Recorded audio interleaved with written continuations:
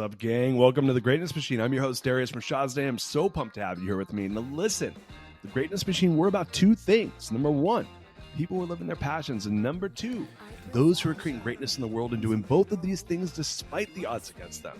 Each episode, we're going to feature interviews with game changers, business leaders, telling us their origin stories, what made them tick, what got them to where they are now. Why? So it can help you step into your greatness within your life, your business, and your career. Occasionally, you might hear a few solo episodes from myself, moi as I say, as I leverage my 20 years of entrepreneurship as a CEO and founder to help you grow and level up in your journey to scale your life and your business. So, come be a fly on the wall, enjoy the conversation, and I'm stoked to have you here with me.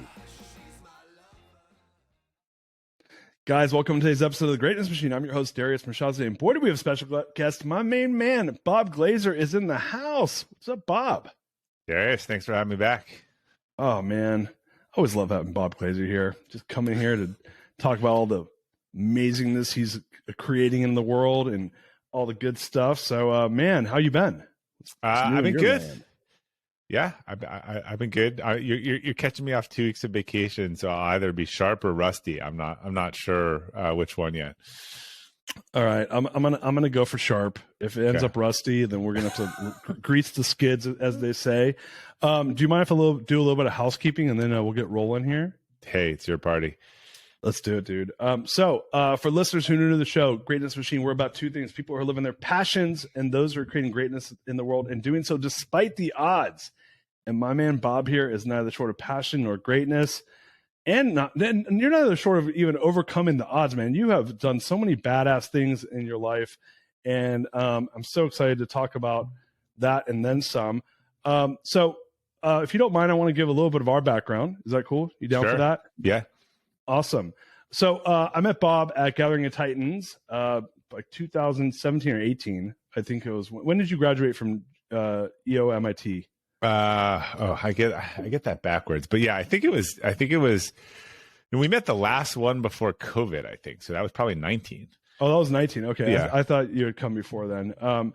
So we met at yeah, that's right. So that you're all right. That is when we met. So we met at 19. Things my wife never says. Yeah.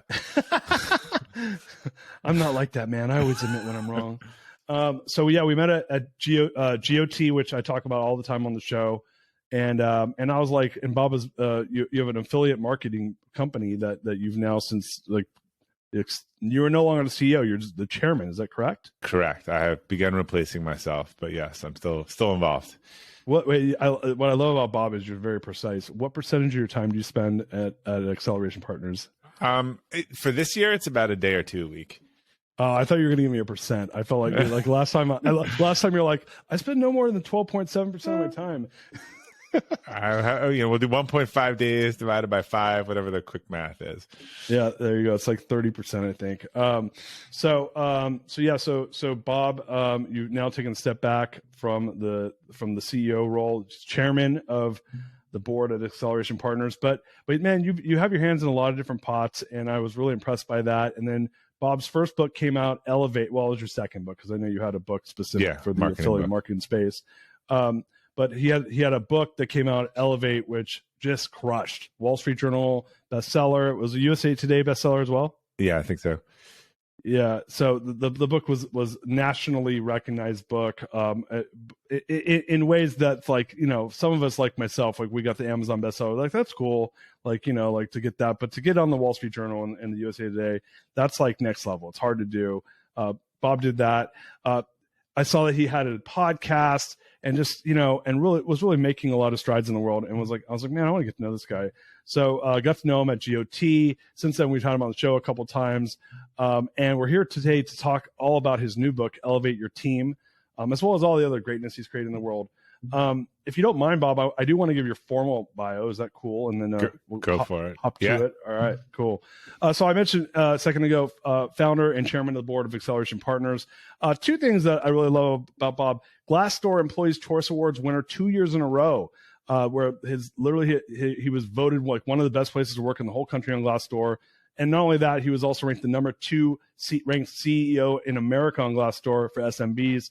That's a commonality we have. I was actually number 9. He was number 2. So we both share that award, which is hard to get. I mean, like, you got to really crush it to get like 4.9s and above. Than to get it too. Yeah. We can talk about that. Yeah. There's there's a bit of gamification there, if you ask me. But they roll your scores off and all that good stuff. Author of Elevate, as I mentioned. Also, we talked about last time he was on the show how to thrive in the virtual workplace that he had written during COVID and put that out. And we're here today to talk about Elevate Your Team, his new book that's coming out this spring, as well as the podcast, Elevate the Elevate podcast. So, man, welcome to the show, Bob. Thank you. So, dude, man, what's new in your world? I mean, a lot's been going on since you've been on the show. Tell us a little bit about your decision to, mosey on back to the chairman of the board position. Chairman of the world. Yeah. Chairman of the world, Yeah. Tell us a little bit about the decision to do that, man. Yeah. It's funny. It's intertwined into the book. Yeah, I mean, I think that as you grow a business, and you've been through this cycle, particularly as you grow a fast growing business, if you're growing, the rule is 72, right? If you're growing, and I would say fast is probably 20 to 30% a year.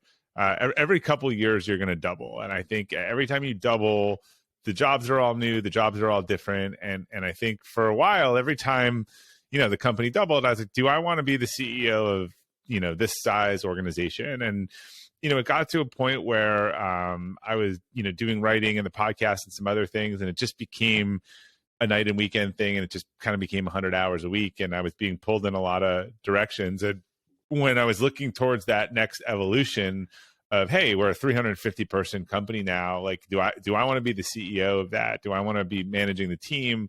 The answer was I don't. I was like, I'm getting away from more of the things that I like to do around creating strategy, helping build up our leaders. Those are the things that I want to do, but those aren't the roles necessarily of the CEO of a 300 to 500 person company. And so, we already had someone on the team who I thought would be a better fit for that role as that shifted. And so, we started a very intentional kind of 2-year handover process. We brought in an investor. We were open with them about, that's the direction that we were going. And so, I've continued to step back and give him the space that he needs to lead the organization for the next phase. And so what was his role before you decided to elevate him into CEO? He was president. We always in the traction world kind of visionary integrator role for a long time. And so he was head of client services and then GM and then president, and a fair amount of the leadership team kind of reported to him already. So it was a very logical, he'd been with the business for almost 10 years. And so, hold on. So this happened. You made that decision, what, 21 or 22? So we made the decision actually in 19. That would be a kind of 2-year transition process. We actually brought on an investor at the end of 2020, and then we formally made that transition in December 2021. Okay, so he had been with the company since roughly 2009, 10-ish. Is that about right? Yeah, like 10, 11. So now it's probably, he just has 10 years. He'd been with the company for 8 or 9 years. Yeah, when we made that decision initially. And when did you start the company? What year was it? 2007. Okay, so the company is a couple years old. You got this rock star that came in. He got elevated a few times. And then you decided that, hey, this guy's, I mean, obviously you made him president of the company, which that's a huge like stamp of like confidence, right? And then made the decision that he was the right person to succeed you as CEO. Were you just like, man, I don't want to spend all my time being the CEO, and this guy, it seems like he's a good fit. I mean, obviously if he's the integrator and you're the visionary, I mean, Tim Cook's a good example of someone that made the vision, integrator to visionary or integrator to CEO jump. But did you have any concerns about, hey, I'm moving this guy as a great operator into the role, but like, I mean, we're losing the visionary, Yeah, we had the concerns in the same way you'd have concerns around should a visionary be operating a business this size. Yeah, but he did the work. He took the feedback. And I think everyone's role needs to evolve. Sometimes you play the role you're given and it needs to evolve. But, I looked there and I said, look, I like being the R&D department. And when we were 50 and 100 and 200 people, the R&D department was, I mean, when you're 25 people, it's half the business. You're so busy selling stuff that doesn't exist, today. But I think when you start talking about a 300 person business, and it's really about, we always talked about the way our relationship to work was, I focused on what the business was doing next year. Matt focused what the business was doing, this year. And at some point, this year is a lot more important than next year as you get bigger. And so when I actually also, when I was going through this process, I happened to read Patrick Lencioni's book, The Motive, and really talks about, what's the job of a CEO? And the job of a CEO is to lead and manage a team, right? And that's a lot of meetings and a lot of working with that. And that's not the stuff that I love to do. And so I was like, maybe I haven't been playing the CEO role. I think he's been sort of doing that. And so it just felt like the right time to formally hand that over. And so I could continue to do the things that I liked and not have to step in. And, one of my nightmares doing 8 quarterly, reviews. Like that's just not, that's not the type of thing that I like to do. I'd much rather kind of work on a new idea, a new acquisition, run an offsite for all of our up and coming leaders, or things that, I was doing in my role previously. That's interesting. So, I mean, I think there's another book called The Three Things. I can't remember who the author is. But it was funny. Someone told me like, I just read this book called The Three Things, and it's all about what a CEO owns in the business. And I'm like, I have a thing that I say about what a CEO's job is. What's yours? So mine is that they own the culture, they own the bench, and they own the strategy. And if any of those things aren't working, it's your fault, So it's not necessarily that and to your point, then I have to go and do reviews with whoever's on that bench that reports to me. Right. But so when you say the bench, you mean building the bench or what Lencioni said is the main job of a CEO is managing the executive team, right? It is coaching, managing, because at that point, a lot of people call themselves CEO preemptively. If you run a 10-person company, you are not CEO because you are probably, you'd have to be sort of dual personality because you are the head of sales, the head of marketing, whatever. You're probably the president at that point. So when you actually have an executive suite, I think your job as the CEO, as you said, the strategy, the culture, but it's 90% of your time making sure that team has what it needs and is performing at a high level and they're doing their jobs. I agree. I would agree with that. And so I enjoyed that aspect of it, the leadership development side of it. Some of the operation side I've never liked, right? So for me, it was I had a really the part. I was kind of the same. President of my company with my business partner was the integrator, and he's a stud integrator, and he just managed. I called it like checking the register. I'm like, he managed the check and register. I don't need to turn on the open sign. I don't want to sweep the floor. That's his job. But the part where it's around leadership development, I would agree with that. So was that something you were like, I mean, obviously I know you're an athlete when it comes to development, but were you just like, I don't want to do it with my team. I just want to be the visionary around product. Yeah. So what's interesting is I really enjoy, leadership development and building leadership development programs, right? I think the coaching and but a lot of that is the managing day to day and the managing of tasks and expectations and otherwise. And that's where I'm probably a better coach or leader than I am a manager, right? In terms of fair enough. Holding accountable, doing all that stuff. I want to work with high potential people that want to, learn. But that's not everyone all the time. Yeah. I can see that. So I would tell you that I struggled with that when it was, I guess, and my perspective was, well, then they just need to level the fuck up or else I'm going to replace them. I mean, it's a lot of it's a lot of interpersonal stuff. It's a lot of, So, sitting down and doing the review, in theory, I just want people to know what they're good at and not good at and know that stuff. And, so I remember just sitting down and do the review. I like stuff, I'm sure that's new, right? When it's the same thing over and over again, it's not as fun for me. So yeah, I'm with you, man. The minute anything's repetitive, it's like I'm done. So you elevated. And look, some people love that. I mean, some people are scared by this is the whole what one person likes, another person. If you ever done these delegate and elevate exercises, I think the things that people think that they hate, that no one else on their list wants, someone else totally wants that. I'm like creating and maintaining processes. Like, how do I get that off my list? Coming in and sharing a whole bunch of ideas about something new, other people don't like the pressure of that. I'm happy to do that. Yeah, that makes total sense. And so you elevated him, and obviously you guys have a unique environment at Acceleration in that you guys are 100% remote, right? So Yeah. that includes We've been remote for longer. We used to hide it before COVID, and then I was giving seminars and writing books on it. So I thought that was very interesting because we had these big Fortune 500 companies, and they're like, "You guys don't have an office, clients." And so we were like, "Well, we're distributed." That was the word we used. Yeah. It's a specific term, but we're centralized too. We're like DeFi. Blockchain. Yeah, we're the blockchain. You've heard of that, right? The word salad them into a different mindset. So you guys, obviously that worked out very well in your benefit, and the company grew quite a bit. Now, were you guys working with Rich Manders? Yeah, we've worked with Rich and Wayne for like 5 or 6 years now, I think. So it's funny. I was talking to Rich. He was in town, and he's like, and he said something to me. I'd love to get your thoughts on this. He said, I always coach my clients, and Rich is for people that don't know Rich Manders, you can check him out. He's essentially a scale coach, great guy. coach, and amazing human being. And he was in private equity and built a company and did a bunch of acquisitions. The guy's super skilled. And he said, I always coach people I work with that as you double in size, you're going to lose half your team. I have a slide from that in a presentation we give that it was every time you double, you lose 50% you break 50% of your people and 50% of your processes. And I think the whole genesis to the capacity building and Elevate was all that was us trying to beat that number because I saw it to be true, but I think like, I didn't want to build a company by getting rid of half my people and half my processes every couple of years. It kind of sucks, right? It's painful.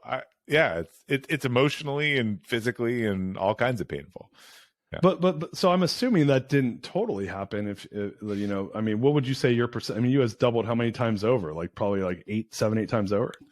Yeah, and look, this was the genesis of the book Elevate. We really kind of fell into this thing and kind of the opening story to the new book around this notion of capacity building and how do we increase people's capacity holistically at our organization. We have about 80% of the people have been promoted from within. How do we focus on, because I used to say I didn't think people were different inside of work and outside of work. And this is when they weren't working from home, right?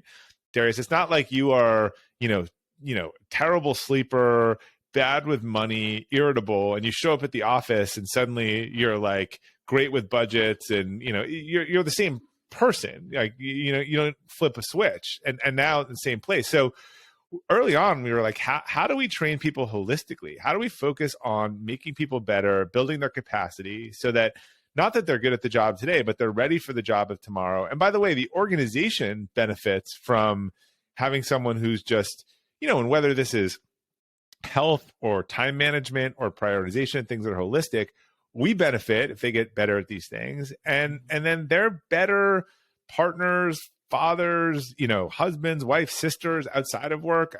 I think that we really were able to kind of grow with people in a way that a lot of organizations, their goal is to grow and then they kind of switch out the people. We wanted to grow. I don't have the the analogy on the people, on the backs of the people, not them carrying it, not it crushing them. So that's part of the formula that we focused on, and ended up being a lot of the elements of kind of the 4 capacities. So a lot of our training at AP and things that we focus on is way more than something about the job or what you would need in that job today. They're kind of holistic things around learning, getting better, understanding your values, having good morning routine, having kind of discipline and best practices and things that should help people both inside and outside of work. And so when you talk about the 4 capacities, do you mind going through those a little bit? Yeah, sure. So spiritual capacity is not religious, but spiritual capacity is like, who are you and what do you want most? I think for most people, it's fundamentally their core values. Intellectual capacity kind of comes next in the thing. Intellectual capacity is how you improve your ability to think, learn, plan, and execute with discipline. Like that's your operating system. I always give the example of like, let's just say you had to lay someone off and you've never done it before. You might lose 5 nights of sleep. You don't know how to have that conversation. You don't have that in your operating system. So you burn a ton of energy. Someone who's thought through it, talked to someone about it, practiced it or otherwise. And I know it's kind of a negative example, but they just don't consume as much. It becomes an easier thing to do. So intellectual capacity, I only say it because it's not that more is more. It's about when you have a better way to do something, better software, better technique or otherwise, it actually should be easier to do whatever it is. Physical capacity is your health, well-being, and physical performance. And I think, as I said before, we understand that's holistic inside and outside of work. And then emotional capacity is how you react to challenging situations, emotional mindset, and the quality of your relationship. So the analogy in total is a sports car, right? Spiritual capacity would be, I came up with the designs for the sports car. Intellectual capacity is I built it. Physical capacity is I tested it on this track and it went like 100 miles an hour and it worked. And then emotional would be, how does it work now when there's 5, 10 other cars and we're all going around the lap together and it's not just about, what I'm doing. So if you picture these as kind of a ball, 4 quadrants of a ball, as they expand each one of these areas, the ball gets bigger, more mass, rolls faster. If one of these areas in your life gets super out of whack, and they're not always in line, like the ball is going to bounce kind of all over the place. Let's go back to physical. So your physical capacity gets diminished. You are exhausted and tired. Well, when that happens to people, they lose sight of their goals, what matters most to them, right? They're tired, their discipline falls apart, and emotional capacity, like they tend to like be irritable and get into fights with people and can't handle stuff more. So you can see how when one of these gets out of whack, it sort of can unbalance the whole thing. And so, when you start thinking about these areas in a business, I guess first things first, the first thing that came to my mind was, all right, great. I like intellectually I understand like those are all important things and that you need to develop those things and be cognizant of them, especially if you like care, like, or have a conscious awareness of your team member and where they're at in these different, areas. Right. And in conscious leadership, we, one of the tenets of that is meeting people where they're at. Then, okay, look, my team's tired, so I'm going to maybe back off or whatever. But before we get there though, how do you hire and understand those different capacities, like in the hiring process? So that's a great point. Big part, we went right to the punchline. It's funny because that's the second to last chapter of the book, which is sort of in Elevate, I actually shared that as a framework for personal development and for the development of your leaders. Like, how do you develop your leaders? It is to make sure you are working on, capacity building and that they understand these quadrants. What I realized as we were building the company was that those were also potentially organizational tenets too, and that they took a little bit of a different form when you were institutionally putting things into the organization, rather than focusing on it on an individual level. But yeah, as 90% of cultural problems can't be fixed if you hire the wrong people. Right. I think the biggest mistake that companies make with hiring, and this directly relates to capacity, is they focus on experience over aptitude. And I'll have a hard time. Ideally, you'd have both, but there's a graph I have of this in the book that's harder for me to depict now. But what I realized constantly in a fast-growing business is we'd hire this experienced person. They would come in, and initially they have more. If you imagine like the growth line, like a 45-degree angle, they come in above the growth line, but they have a pretty flat curve. So they've just taken a while to get above where we are now. The problem is when they come in over their head, what do they tend to do? They don't pick up the trash and do stuff themselves. They want to hire a lot of people. So hiring someone over their head doesn't work, under their head doesn't really work well because they don't want to do the stuff that they've already done. So they hire a ton of people right away. And then pretty soon their flat line hits the growth trajectory and their experience is kind of gone at this point. And, the example, if I had a sales job and I really needed someone to hit a $2 million book of business, that was the goal. Well, candidate A hit a $2 million book of business and they are 10 years into their career. Candidate B has built a $1.6 million book of business, but they've done it in 2 years. If I think that I'm going to need a $3 or $4 million book of business in a couple of years, everyone I know would hire candidate A. I kind of look and be like, wow, this person figured it out faster. And they went from a $500,000 quota to 1 million quota to $1.5 million quota. This other person's been selling 2 million for 6 years now. And like, it doesn't, maybe they don't know how to do more than that. So this was the big epiphany for us. How do you focus? And sometimes you do this from inside. You promote a high aptitude person, because when someone is over their head, and I said it wrong before, they're actually going to work harder and try to prove that they belong. When they're under their head, they don't want to get their hands dirty. So there are a lot of questions and things you can focus on in the interviewing process, but I think you want people that have demonstrated ability to learn quickly, high aptitude, build their capacity, not that they just spent 20 years getting this one thing done. And there are a couple of tips on that, but one of the things that I look for, and someone said this to me years ago, that a good reason for people to switch jobs a lot is that they were pulled by people they used to work with. Right. Where they said Darius like goes to a place and pulls Mary, like always, and Mary falls. Because if someone is 20 years into their career and they are getting jobs through headhunters that have never worked for them before, people that don't know them, that means that everyone that worked with them didn't want to hire them. Yeah. Plus, which I think is a little bit of a red flag. Plus, in the last 5 or 10 years, a lot of people got their promotions by switching jobs. Like, you should be able to be promoted in place and grow in place and recognized for your work. Someone who always gets another title by switching a job, that like big red flag to me. Yeah, dude. Like I was talking to, I don't remember who I was talking. I say this all the time. I'm like, listen, good people never look for jobs. Right.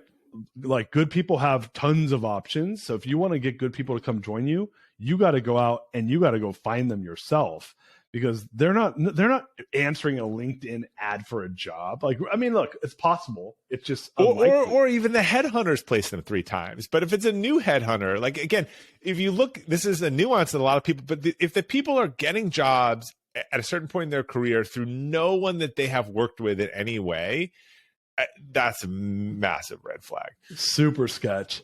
So, so I love that, man. So yeah, to your point, and it was funny when you were just using the example of the 2 salespeople. I'm like, oh, I'd hire the $1.5 million person all day long. Like, that person's there. But most people wouldn't. Most people, they focus on the experience, right? They're like, oh, this person has 2 million. Again, how much time did it take them to get to 2 million, right? That's the equation people are missing. They have the experience, but did they if that experience, it took them 10 years to get that, and you're going to use that up in 2 days, it's not going to matter.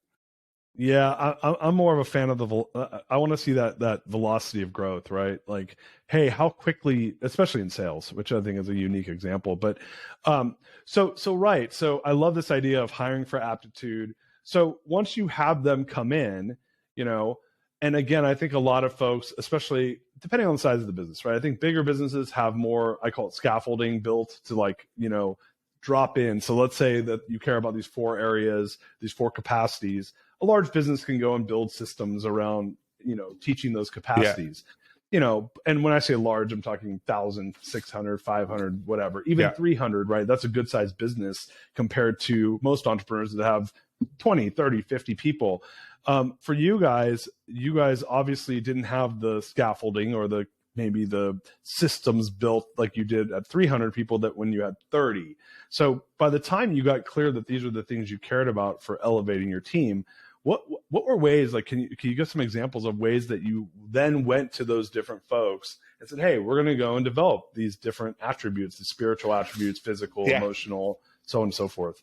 I mean, I could take you a little bit of journey through each one. So spiritual capacity, we take our leaders offsite and we spend part of the offsite kind of leadership retreat is helping them figure out their personal core values. And we go through the why and we do some strength finders, but they're like, personal core values, like, isn't that about me, not about the company? And I'd be like, yes, exactly. But we need you to be leaders at this company. And we don't have an archetype of a prototypical leader. We have behaviors and things that we want leaders to do, but we or me think that you will lead most authentically from your core values. So if you're not clear what those are, then you're kind of going to be holding yourself back as a leader. And when we would do this work offsite, people would have, and I know you've done this and with individuals, I mean, there's some tears, there's some real revelation, there's some stuff that people realize has been driving them since childhood and formative experiences that they did not connect these things to the fact on how they were showing up every day in the workplace. And I can give you an example of one.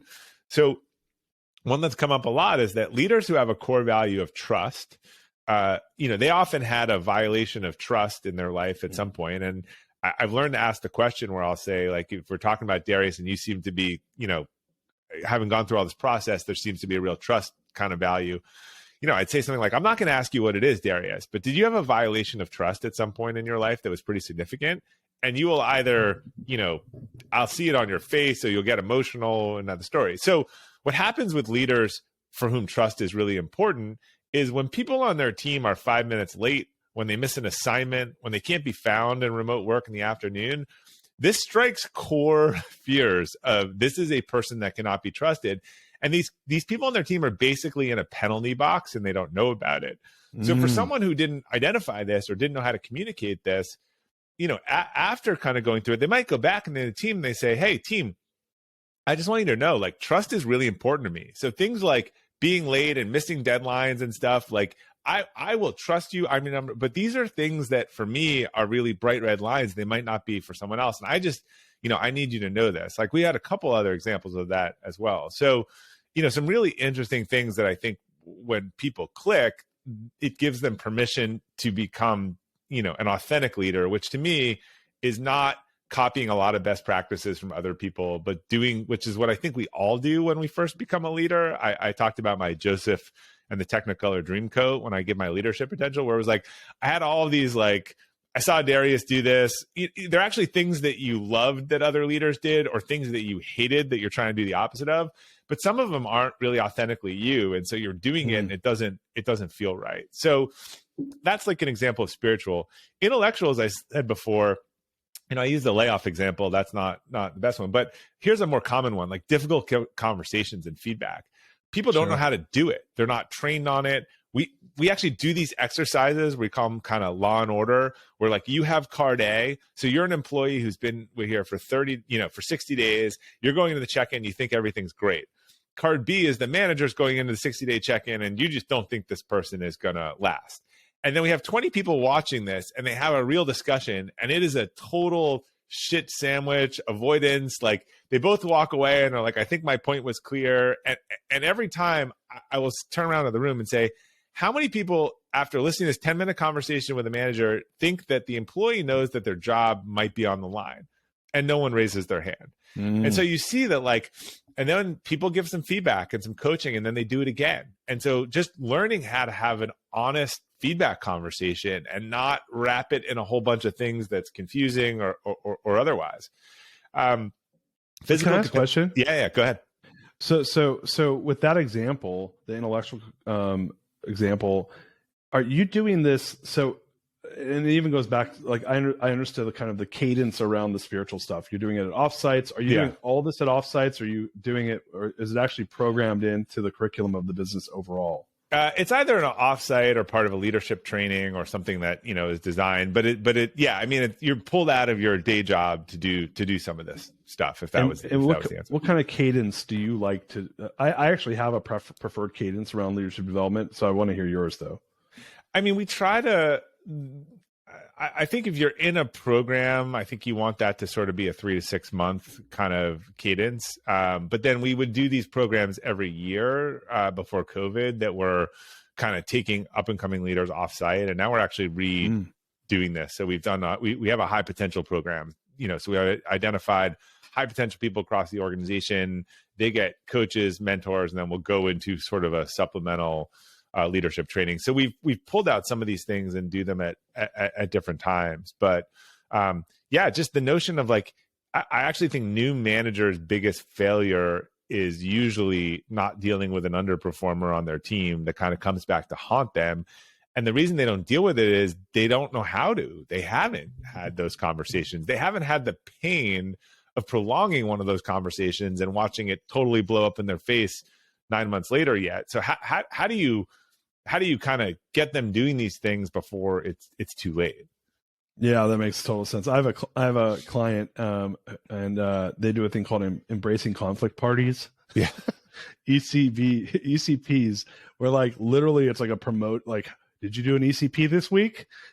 So they're constantly practicing this practice of embracing conflict. To your point, because look, like you're not going. There's no class on like having tough I mean, maybe there's not, right? Like, yeah. But like, go watch a master class on having a tough conversation. Good luck on that one. That's like teaching someone to drive a car watching a video, right? So for that, we do role play, right? And we do practicing, or we say, listen to this podcast. Like this podcast from Patty McCord Netflix is like the definitive how to have difficult conversations podcast, right? And Patty talks about, coaching her team to call their own voicemail and leave a message about what they were going to say to the person and listen to how it sounds and then do it again and then do it again, wow. before they have it. So, to me, that's about, as I said, it's interesting. Intellectual capacity is not doing more. It is, if you when you upgrade the operating system, you upgrade the software, it's supposed to run the hardware better and more efficient. And right, you have a better way of doing it.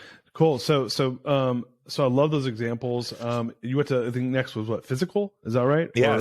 So physical capacity, just some small tips around, particularly people working from home, like they need their time away from work. So one of the things we've done, people need boundaries and separation. So, little things. If you're using delayed delivery, so when you send an email at 8:00, someone doesn't think they have to reply to it. When you actually go on a vacation, don't tell everyone here are the 100 ways to get me. There's an example I use when I'm speaking where a guy at a venture fund said an email like, I'm going to spend time on vacation. I'm sure there won't be an emergency, but if you need to reach me, use interrupt my vacation at whatever the alias.com. So, the things that we say and that we model, people follow what we do, not what we say. So to tell people like, oh, take your vacation, but then announce to your team that I'm completely available on your vacation, sets the example. I talk in the book about Marissa Mayer as sort of an anti-case study at Yahoo. I don't think we talk about that enough. She came in bragging about 130-hour work weeks, which if you do the math on this is crazy. During her tenure, Yahoo acquired 52 companies, I think all of which were worthless. They had about a 30% approval rating of the organization. I mean, they did a lot of work there, but it didn't turn into any value. Any increase in the value of stock was a result of their ownership in Alibaba. And not that it wasn't a tough job, but it was just it was just a kind of work nonstop culture. And anyone who studied the 80-20 rule or any of the stuff knows that some things matter more than other people's. Some things matter more than others. So, I think you're trying to create, if you want people to come to work and be energized and do great work, you kind of need them to have some life and some exercise and some rest and some relaxation outside of work. So again, teaching people that, encouraging them to have a productive morning routine, encouraging them how to kind of disconnect. I think those are all part of physical capacity. And then emotional. Can I ask a question? You can dive into that. Yeah. So on that note, obviously that you can encourage that behavior, and some people will embrace it and others won't. I'm curious on the business side, did you design any of it into policies? So maybe like PTO or stuff like that, like where you're encourring physical. I swear I didn't lead you into that question, but I always say incentives, either implicit or explicit incentives matter, right? And right. So we have a wellness reimbursement where you can get part of that back as a vacation reimbursement if you do not email or call anyone when you're on vacation. So nice. Again, we're serious about that, and also like. A lot of this actually is not the organization's fault, it's the leader's fault. If they wire everything to go through them, then of course, they have to do that. So there's a $500 or it's been more incentive to not do that or figure out other systems. I've always actually thought maternity leaves were like a great thing for people to figure out how to delegate and elevate, because, then they come back and they don't do half the stuff that they were doing before because they actually gave it up to someone else. So we do that. We've done a couple wellness challenges where actually there's like a wellness competition where everyone has to do a half an hour of some wellness activity during the workday, Monday to Friday, whether it's yoga, meditation, running, and then the teams get points and then the winner gets an Apple Watch or something like that. So again, they're saying, oh, the company's actually incentivizing me to take a break during the workday. So there's either implicit or explicit. I think the explicit is things like, those programs, the implicit is a little things like delay delivering your email, or the auto reply, or things where you're just culturally setting what is expected. Did you train? So I do some of this training when I talk to CEOs. I go, hey, listen, I don't email my team unless it's an apps. I don't text or email my team after hours or on the weekends. It's like, or before hours. To your point, I do delayed email sends. Yeah, I've been doing that for 5 years. I sent a ton of emails over the weekend. None of them come until the morning. The good news is it looks like I'm a hero at 6:37 on Monday morning. While I'm sound asleep, my email's like chugging away there.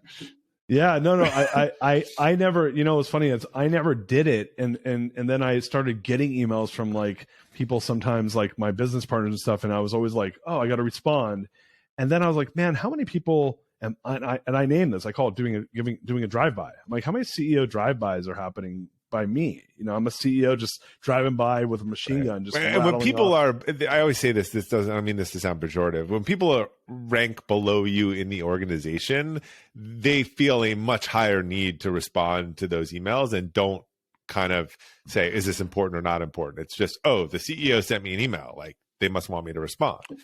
Yeah. What they're not going to respond, right? Like the reality is, and I learned this. I was not a CEO for 21 months of my whole career, where I did a joint venture and I went and worked in with the company, and I was literally like not the CEO. And it was the first time in my whole life where I'm like, hey, we need to change this one. It was like I was running like my own business within a business. And I was like, hey, we need to change this one thing that's royally fucked up and broken, right? And the guy looks at me and goes, sure, and then didn't do it. And I was like, what the fuck? Like, this is crazy, right? Because I was always used to, like, I would say this is broken and people would fix it, right? Yeah. As what happens when you're CEO.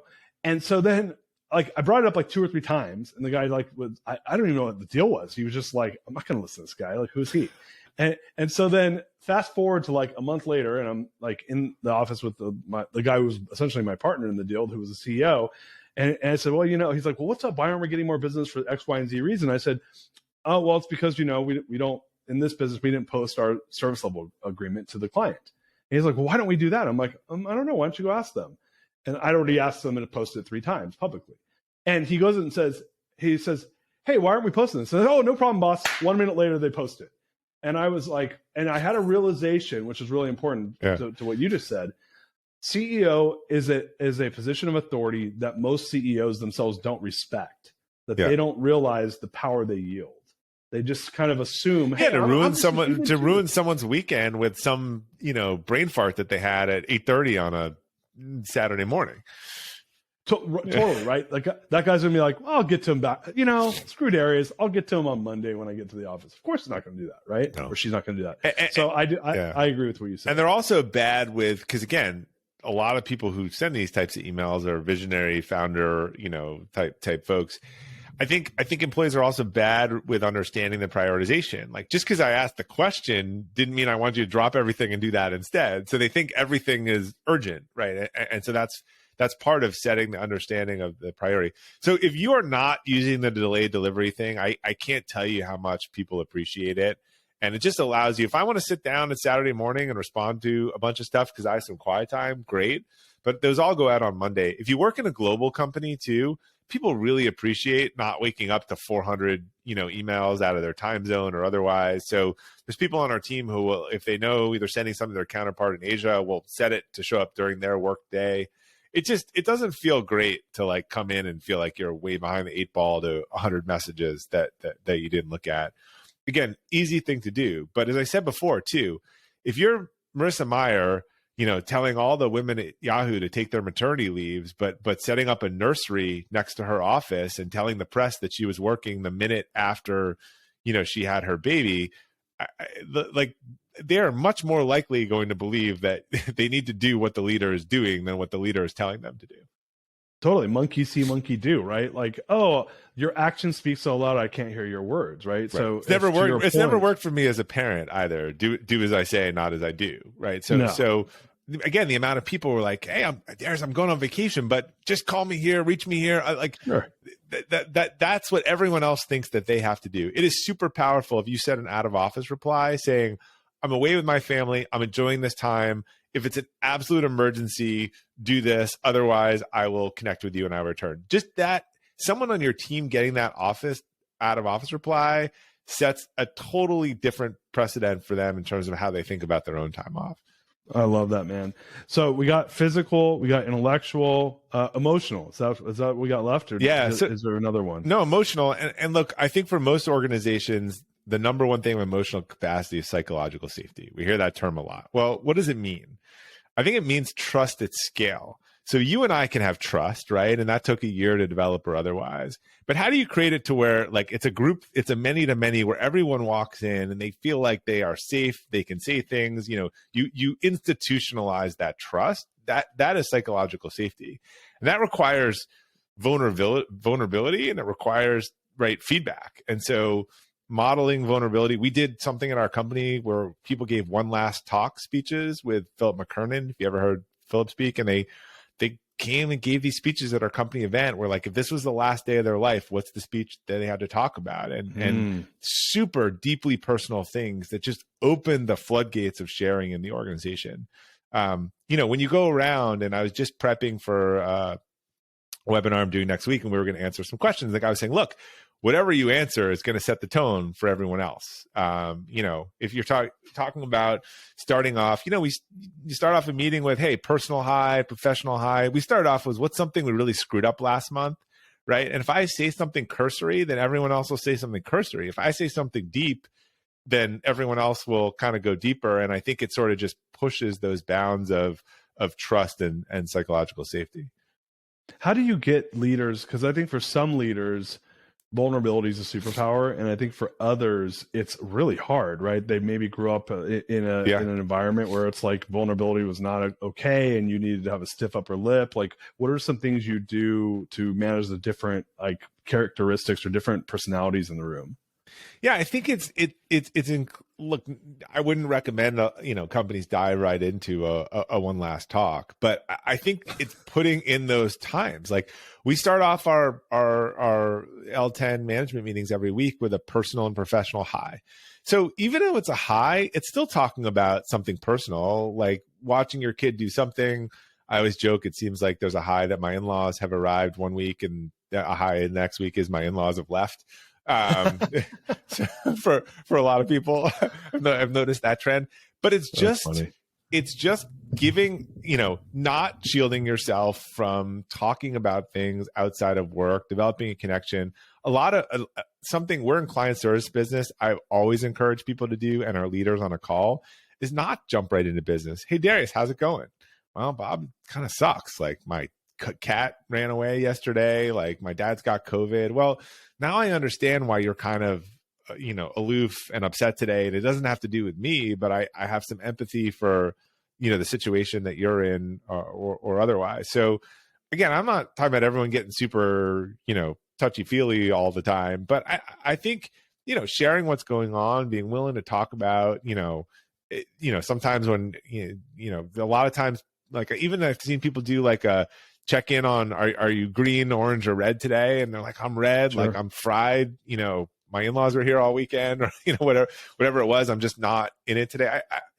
I think there are a lot of opportunities to do that. But whenever you do that, or you ever do some sharing, like I said, I would have the leader go first, and the leader sets the tone, right? If I say the highlight of my week was, I don't know, something, getting a ski run, or the highlight of my week was watching my kid finally read something because they're struggling with reading, right? Even that sets the tone for how other people kind of share within the group. And I think we want people to see this personal, side of us. I think some of us have had leaders or organizations or cultures that have really discouraged it, but I've never seen someone in a safe environment not want to provide, context or sharing or some more information for people that they work with regularly. Yeah, I 100% agree. I do think that there are cultures and environments where maybe it's not that like comfortable to do that type of sharing. And my answer to that's like, I'm like, man, people are people, like it's not like they put on their mask and all of a sudden they show up to work and they're not humans. Like, kind of how you are anywhere is how you are everywhere. And my belief is like human beings just want to like come in and be their best selves. And how can you create environments to do that? So it sounds like sounds like you guys are really hitting the nail, that you've hit the nail on that, and that you address that in the book. What are your thoughts regarding, and maybe you can tell a little more. Is the book really, obviously you're giving these high level examples, is the book really going through like a how-to on how to implement all these different practices into the business? Yeah, I think the book takes everyone through that same capacity framework again, kind of reminds them elevate, but then really talks about it institutionally. And yes, it's got a lot of stories and examples of, what does it look like? Like one of the things that I talk about in emotional capacity for an organization that wouldn't have made sense for an individual is, that there are a lot is sort of organizations that focus on what they can control organizationally versus what they don't. And I've seen a lot of, particularly we'll come back to sales teams that are kind of conspiratorial. They've never lost a deal that was their fault, right? They got undercut, they got blindsided, they got whatever. Like these are cultural things. There's a story I won't remember about a competitor in the book that just didn't like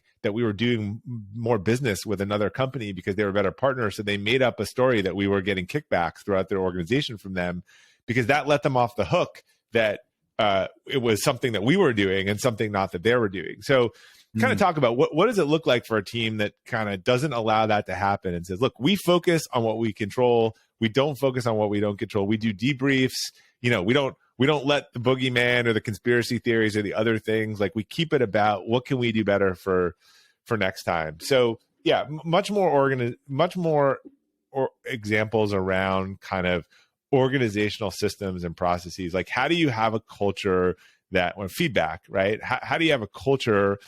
How do you teach people how to give feedback in an appropriate way? And how do you teach people how to receive feedback in an appropriate way? And I have some interesting stuff from our friends at Scribe that got really good at that, where they actually taught their customers how to give them feedback that was useful. I mean, you may have seen this, but I can tell you, feedback has got to be oriented around behavior, not character. I've seen people 5 to 10 years later that have dramatic workplace PTSD at being told they were not something or they were something rather than they did something. The quintessential example is, you've probably had this like someone on their team who's just not strategic enough or not doing strategic work. It's really different to say, Darius, on this proposal yesterday, the client was lacking in strategy. We had too many tactics. Here are the examples. Then to say, Darius, you are not strategic. Well, that's not something that you think you can fix, right? Sure. Telling you you're not strategic or you're not smart or you're not whatever.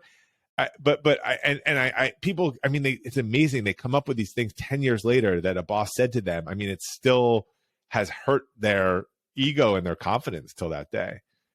Yeah, man, it's a great example, right? And I mean, especially if you're a strengths-based organization, and I'm a huge fan of Strength Finder. It's I'm like, listen, you know who owns that? You own that because you hired someone that's maybe a high relationship execution person and gave them the job that required high strategic, right? Like capabilities, and then wondered why they weren't successful. And going back to what we said earlier, I'm like, look, if I own the culture and I own the bench, like I own that person's, and maybe I'm a 300 person organization like yourself, and that person's 3 layers below me or 3 layers down. And you hired the person who hired the person who hired the person who put that person into the seat and did not set them up to be successful. So in those situations, I'm like, hey, you as an organization own that. And then to your point, you're creating PTSD that's now affecting this person maybe 3 jobs later when they're working for and so somebody that's just, else. Right. That's not how we give feedback. We don't do that as an organization. Again, it becomes part of the organizational culture rather than the practice of an individual. But you have to teach that, right? You have to say, when we talk a lot about the SBO framework, what was the situation? What was the behavior? What was the outcome? And the other thing I would say, why was the outcome bad for that person?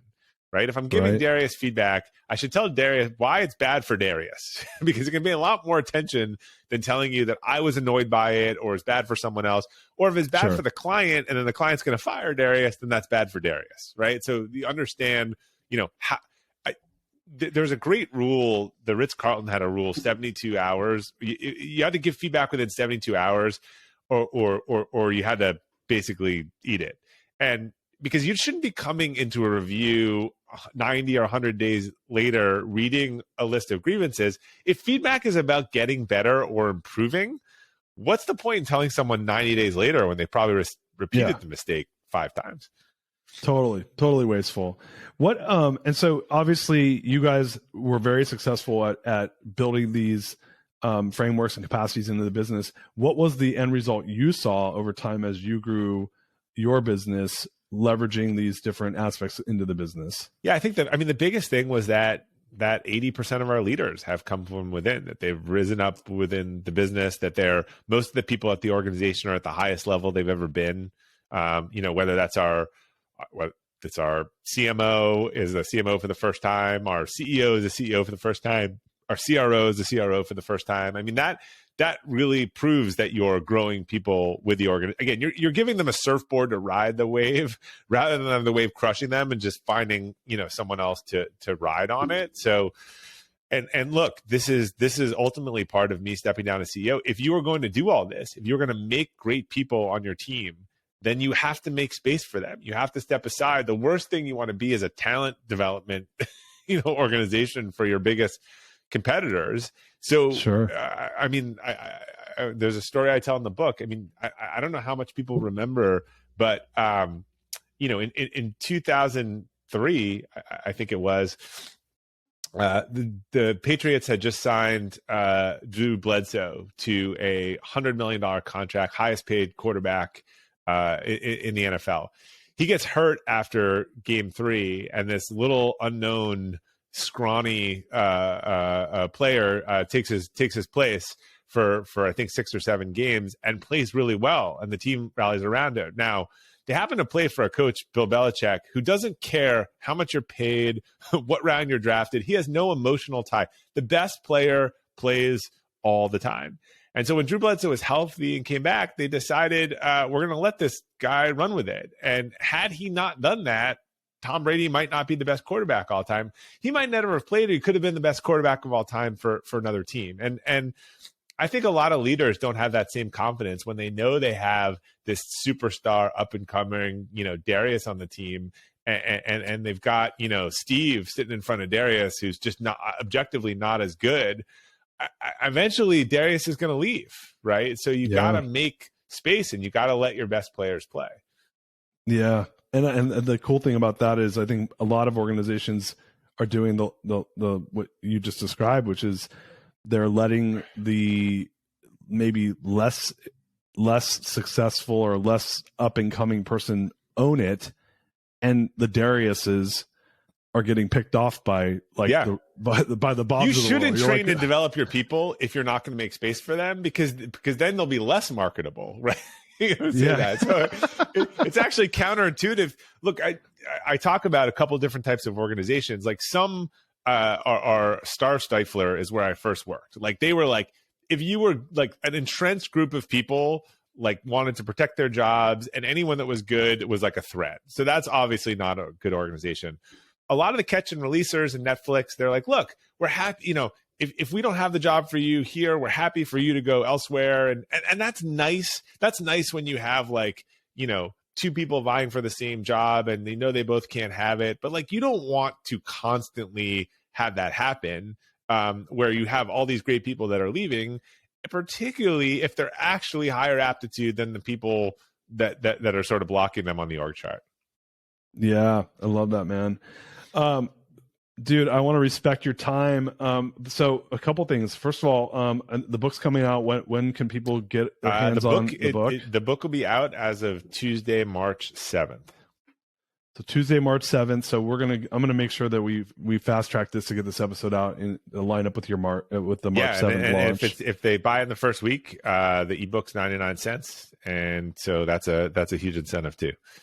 So what's the best way for people to get their hands on the book if you're them? Yeah, you can go to robertglazer.com where all my stuff is, or the short URL for the book is EYT, like elevate your team book.com. So EYTbook.com. So EYTbook.com or robertglazer.com, and just click on it'll be advertised on the homepage. Yeah, you'll see books, and it shouldn't, if it's too hard to find, we haven't done our job. Awesome, man. Dude, I'm so pumped for the book. Hey, before we do get off though, You are kicking ass and taking names with the Elevate podcast, since we're talking about all things Elevate today. Why don't you give a quick plug on the podcast, and we'll make sure people go and check that out too. Yeah, awesome. We just hit 1 million downloads. Elevate podcast, all kinds of stories about capacity building and getting better. There's a business angle, but also just a human performance angle. For instance, just latest episode, Jessica Buchanan, who you may have heard, it wasn't at GOT, was it Ram, who was captured by Somali pirates, survived 90 days, and was basically rescued by SEAL Team 6. So when you think you've had a rough day, you'll listen to Jessica's story, and it will change your viewpoint on resilience. Nice, man. Well, yeah, go check out the podcast, check out the book. We'll make sure to put all those things in the show notes, and I'm going to make sure that this gets scheduled so that I'm actually going to bump this. So we're going to make this go live. Is it better if it goes right before the launch on the 7th, or during perfect. the launch? Yeah. Okay, right great. before, So we'll make sure this goes live actually next week on Wednesday, which is when we air the interview. So I'll make sure this goes live then. And man, so pumped, dude. This is going to be an awesome new book coming out by the main man of the hour, Bob Glazer. Anything else you want to let our audience know about? No, I think, great to hear from everyone. If you're interested in podcast or the core values course and the work we do, again, check out robertglazer.com. It's all there. All right, you guys heard it here first. So go to robertglazer.com, get the new book, Elevate Your Team. So much gratitude. I always love having you on the show, man. We always have such a good conversation. Love learning about all the things you're up to. Big, big gratitude to you, my friend. Thank you. Audience, listen, go get the book. I'm going to make sure this is all in the show notes. Let's support another badass entrepreneur and author and thought leader, my friend Bob Glazer. And with that said, share this with anyone that needs. And we all know, I mean, like Bob's always putting out great content. We didn't mention this though. You also have the Friday Forward newsletter. Where can people hook up with that? What's the best same way thing. For them to go? Right at Robert Glazer's little Friday Forward tab, and you can sign up for that too. Yeah, so check that out. That's an amazing newsletter that Bob puts out once a week. But yeah, go support the book launch. And look, as leaders, we're sharers. Share this information with anyone that needs to level up their team, which we know everyone is in short order of these days. With that said, peace out, everybody. Love you guys.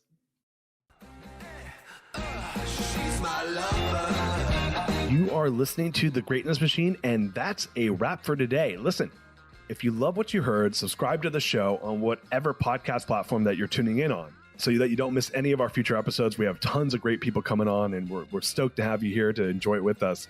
Leave us a review. Tell us what you love most about this particular episode. We love getting the reviews. We love to see what you guys love most.